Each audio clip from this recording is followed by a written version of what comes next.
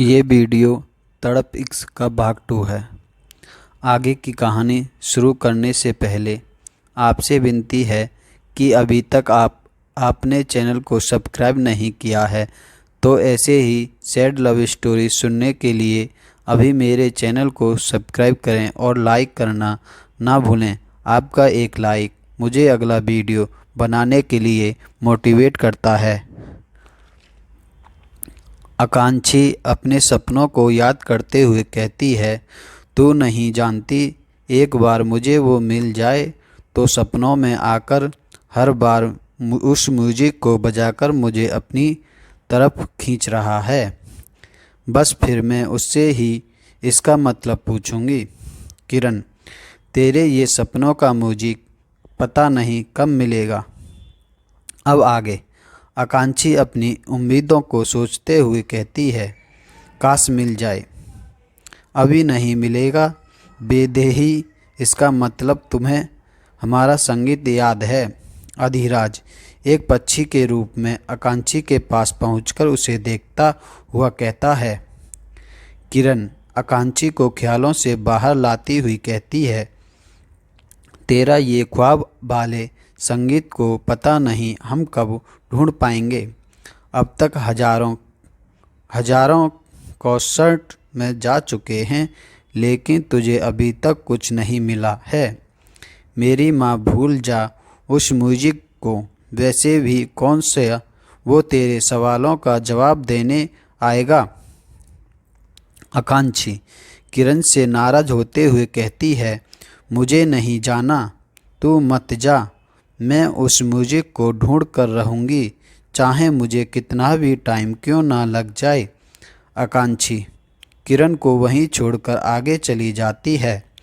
किरण जल्दी से उसके पास आकर सॉरी कहती है। दोनों थोड़ी ही दूर पहुँचे थे कि तभी आकांक्षी के पास से एक पंछी उड़कर गालों को छूकर निकल जाता है। अपने गाल पर किसी के छूने का एहसास होकर आकांक्षी सिर उठती है। अचानक रुकने से किरण उससे पूछती है, क्या हुआ आकांक्षी। आकांक्षी हड़बड़ाकर कहती है, कुछ नहीं। किरण तुझे क्या हो गया, अचानक हड़बड़ा क्यों रही है। आकांक्षी कुछ कहती उससे पहले ही एक तेज हवा के झोंके के साथ उसके कानों में आवाज़ गूंजती है, बेदही। आकांक्षी बेचैन नज़रों से चारों तरफ देखती है लेकिन उसे कोई नहीं दिखता। आकांक्षी कानों पर हाथ कर दोबारा सुनने की कोशिश करती है। उसकी इस हरकत से किरण चिढ़कर कहती है, आकांक्षी क्या हो गया तुझे, क्या पागलों जैसी हरकतें कर रही है। आकांक्षी उसे चुप करती हुई कहती है, तूने आवाज़ नहीं सुनी। किरण कौन सी आवाज़। आकांक्षी दोबारा कहती है, कोई नाम था शायद वैदेही। आकांक्षी काफ़ी देर तक सोचती रहती है लेकिन उसे समझ नहीं आता आखिर अभी जो उसने सुना वो क्या था, इसलिए अपने सिर को पकड़ लेती है।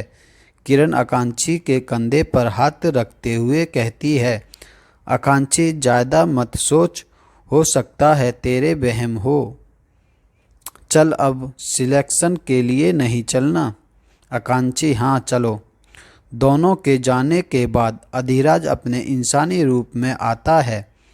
भी शशांक उससे कहता है, अधिराज आप जा क्यों नहीं रहे, इनके पास ऐसे रूप में रहकर आप इन्हें देखेंगे।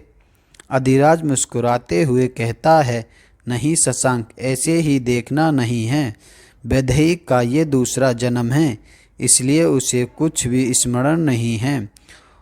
हमारे अचानक उससे कहने से उसके मस्तिष्क पर प्रभाव पड़ेगा जिसे हम नहीं चाहते कि वो ऐसा करे। बस तुम वापस पर्ची लौट जाओ और माँ की सुरक्षा करो, ये तुम्हारी जिम्मेदारी है। शशांक आप निश्चित रहिए, हम उनकी सुरक्षा में चूक नहीं होने देंगे। अधिराज, हम तुम्हारी सुरक्षा को अच्छे से समझते हैं, किंतु अब तक पहले जैसी लापरवाही नहीं होनी चाहिए।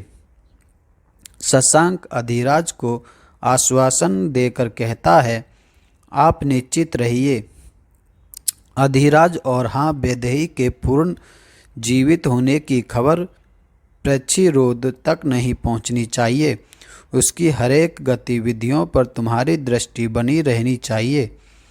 कोई नहीं भी हलचल होने पर हमें तुरंत सूचित करना। शशांक सारी बातों को मानते हुए अपने पक्षी रूप में आकर वहां से चला जाता है। उसके जाने के बाद अधिराज अपने आप से कहता है, अब हमें यहीं रहना है। तुम्हारे लिए वैदेही तुम्हारी स्मृति को जागृत करना होगा। अब और बिछोए नहीं सहा जाता। अधिराज मुस्कुराते हुए अपने आप को एक छोटे से पक्षी के रूप में बदल लेता है। उधर आकांक्षी हर एक मूजी को बड़े ध्यान से सुने रही थी। धीरे धीरे सिलेक्शन का एंड हो चुका था, जिससे आकांक्षी काफ़ी ज़्यादा निराश हो जाती है और बिना कुछ कहे सीधे कंसेप्ट हॉल से बाहर चली जाती है। किरण इसके इन्हीं हरकतों से परेशान रहती है, इसलिए उसे आकांक्षी का बार बार किसी म्यूजिक सिलेक्शन में जाना पसंद नहीं आता। आखिर में उसके हाथ कुछ नहीं आता। किरण उसके रोकते हुए कहती है, मैंने तुझे पहले ही समझाया था, लेकिन तू समझने के लिए तैयार हो जब। आकांक्षी गुस्से में कहती है, अब तू मुझे ये लेक्चर देना बंद कर। तुझे अगली बार से मैं साथ नहीं लाऊंगी। किरण उसके मूड को कोल्ड करते हुए कहती है, रिलैक्स यार, सॉरी, तुझे यूं परेशान देखकर बस अच्छा नहीं लगता। आकांक्षी किरण के गले लगते हुए कहती है, एक तू ही तो जो मेरा गुस्सा तुरंत ख़त्म कर देती है। वैसे ये तुषार कब आ रहा है? किरण, तूने उससे बात नहीं की थी क्या? आकांक्षी अपने फ़ोन को निकालकर कहती है, एक नंबर का ड्रामेबाज है, फिर कोई ना कोई बहाना करेगा कल कॉलेज न आने का। किरण उससे कहती है, उसे बिजनेस ट्रिप के लिए जाना पड़ता है, तुझे पता तो है उसके पापा कितने खड़ूस हैं। आकांक्षी हंसते हुए कहती है, हाँ बिल्कुल, बेचारा तुषार को हमारे सामने ही डांट दिया। किरण और आकांक्षी दोनों चलते चलते हंसते हुए उसकी बातें कर रहे थे। थोड़ी ही देर में दोनों किरण के घर के बाहर पहुंच जाते हैं। किरण जाते हुए कहती है, चल यार, कल मिलते हैं। बातें करते करते कब आ गए पता ही नहीं चला। आकांक्षी, हाँ, मुझे भी जल्दी घर पहुंचना पड़ेगा, नहीं तो फिर माँ का कल बाटा टोटका शुरू हो जाएगा। Okay bye. आकांक्षी किरण को ड्रॉप करते हुए अपने घर के लिए रिक्शे में बैठकर आधे रास्ते तक पहुंचकर आगे बढ़ती है। रास्ता सुनसान होने की वजह से आकांक्षी चारों तरफ देखती हुई कहती है, आज क्या सब संडे मना रहे हैं? सख्त बजे ही ऐसा लग रहा है जैसे 11-12 बज गए हो। उस वीरान से रास्ते पर आकांक्षी के सैंडल की आवाज़ गूंज रही थी। तभी उसका फ़ोन बजता है, जिसमें एक अलाउंड नंबर शो हो रहा है। आकांक्षी कॉल रिसीव करके हेलो की कहती है कि दूसरी तरफ से आई आवाज़ सुनकर घबरा जाती है। Thank you for watching video. धन्यवाद।